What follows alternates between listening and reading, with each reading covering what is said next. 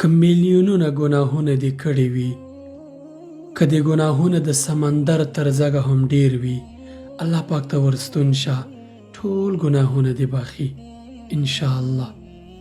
شیطان بد کوي، درته وایي چې ته خو ډیر ګناهونه کړي، تا به څنګه الله وبخي؟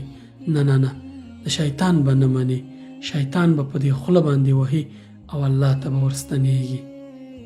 الله پاک دې ګناهونه بخي، ان د سمندر تر زګه هم که ډیر وي.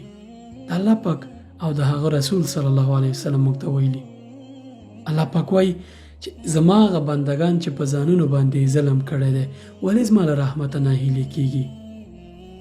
په بل آیت کې دې نه دی اورېدلي چې الله پاک وایي زه خپلو بندگانو ته تر دې شارګه هم نږدې یم؟ نو بیا ولې ناهیله یې؟ دا تشویش مه کوه چې ګناه به دې نه بخښل کیږي، تر هغې پورې توبه وباسه چې زړه دې ډاډه شي، الله پاک ته ورستون شه. السلام علیکم.